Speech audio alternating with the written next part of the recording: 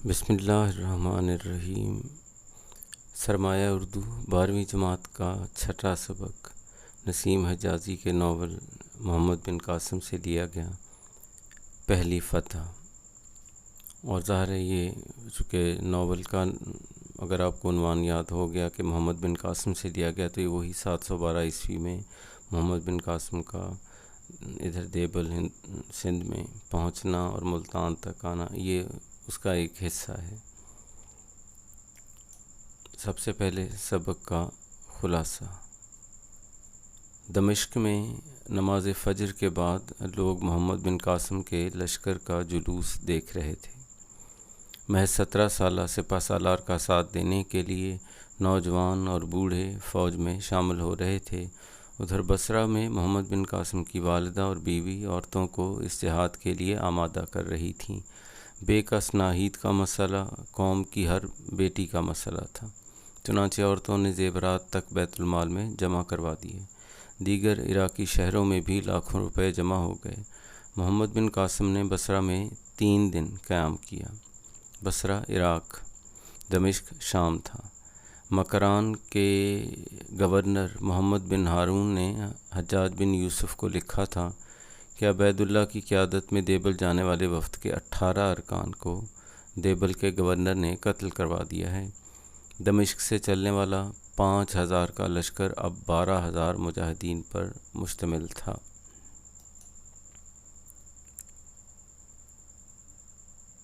لشکر اسلام شیراز اور مکران سے گزر کر جب لسبیلا کے پہاڑی علاقے میں پہنچا تو بھیم سنگھ کی 20,000 فوج نے چھاپہ مار حملے شروع کر دیے۔ بھیم سنگھ سندھی گورنر کی مدد کے لیے اس علاقے میں ایک مضبوط قلعے کو اپنا مرکز بنائے ہوئے تھا۔ آگے بڑھتے ہوئے لشکر اسلام پر اس کے چھاپہ مار حملے خاصے پریشان کن تھے اور فوری توجہ کے متقاضی تھے۔ ایک شام ایک جاسوس نے محمد بن قاسم کو خبر دی کہ وہاں سے 20 کوس شمال کی طرف بھیم سنگھ کا مرکز وہ قلعہ ہے جہاں سے یہ حملے ہو رہے تھے۔ سب سے پہلے اس قلعے کو فتح کرنا ضروری تھا۔ اول تو ان حملہ آوروں سے بچ کر نکلنے کی صورت میں لشکر پر پشت سے حملے کا خطرہ بدستور باقی رہتا۔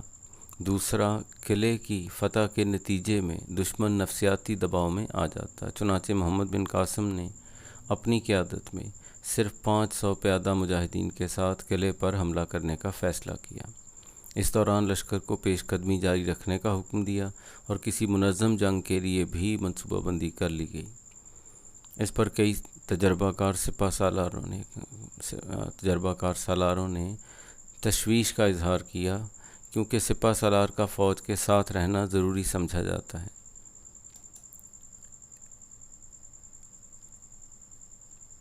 دین اسلام میں جہاد کا فلسفہ یہ ہے کہ مسلمان صرف اللہ کے لیے لڑتا ہے، بادشاہوں اور سالاروں کے لیے نہیں۔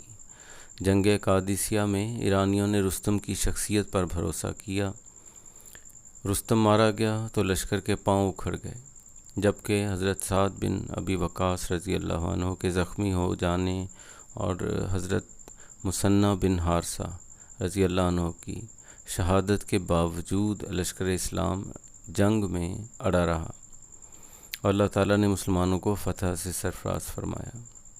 محمد بن قاسم ایک بہادر سپہ سالار تھا، جس نے سپاہ کی حفاظت میں رہ کر جان بچانے کے بجائے بذات خود آگے بڑھ کر دشمن کا مردانہ وار مقابلہ کرنے کا فیصلہ کیا۔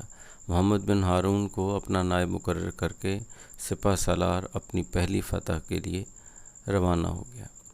یہاں جو یہ چند چیزیں نقشہ دکھانے سے بھی بس مراد اتنی سی ہے، یہ آگے آ جائے گا۔ یہ سب سے دلچسپ بات اس میں یہ ہے کہ وہ جو دیبل تھا، یہاں پہ جو نقشے میں ہے، دیبل بعد میں بھمبور کہلایا، وہ جو سسی کا دیس تھا، اور لسبیلا کا چونکہ اس میں تذکرہ تھا وہ ایک جگہ ہوگی، اور ظاہر ہے ملتان تک محمد بن قاسم گیا، یہ ریڈ لائن یہ سارا اس کا رستہ ہے، اور ظاہر ہے اس طرف سے وہ جو مغرب کی طرف ہے وہاں وہ ایران سے آ رہا تھا۔ علامہ کی کچھ چیزیں شکوہ جواب شکوہ کے اندر ہی کچھ وہ حصے ہیں، اگر وہ پہلے کسی سبق میں گزر گئے نہیں تو دیکھیں گے بعد میں اگر ضرورت محسوس ہوئی تو بہرحال وہ کچھ مدد کر سکتے ہیں۔ باقی یہ ایک ہی نہیں تو نظم کافی ہے، اس میں سے جو اشعار آپ آسانی سے یاد کر سکتے ہیں۔ طارق بن زیاد کی نسبت سے طارق کی دعا انلس کے میدان جنگ میں۔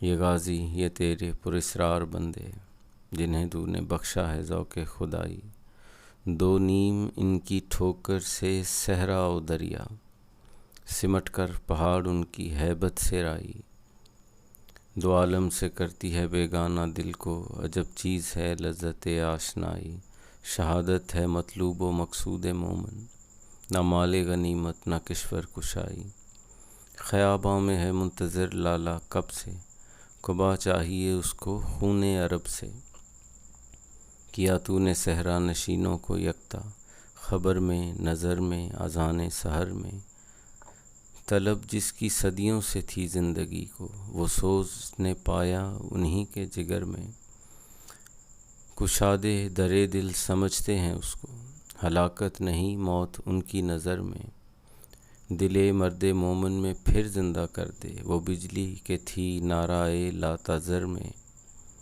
عزائم کو سینوں میں بیدار کر دے، نگاہ مسلماں کو تلوار کر دے۔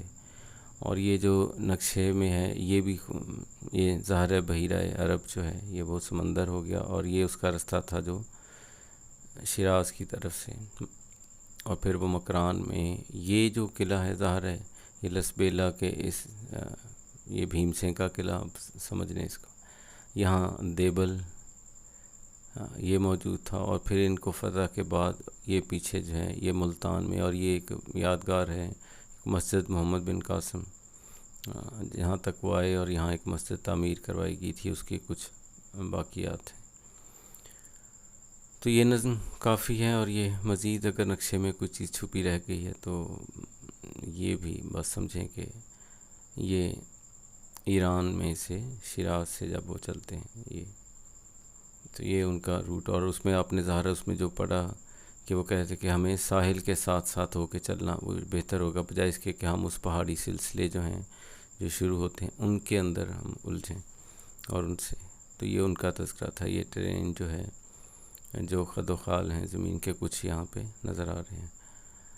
تو آج کے لیے اتنا کافی ہے، خلاصہ یاد ہو گیا، نظم یاد ہوگی، اور باقی امید ہے کہ بس اب اس سے مزید جب کوئی سوال ہوگا تو پھر انشاءاللہ جواب میں بتائیں گے۔ السلام علیکم ورحمۃ اللہ وبرکاتہ۔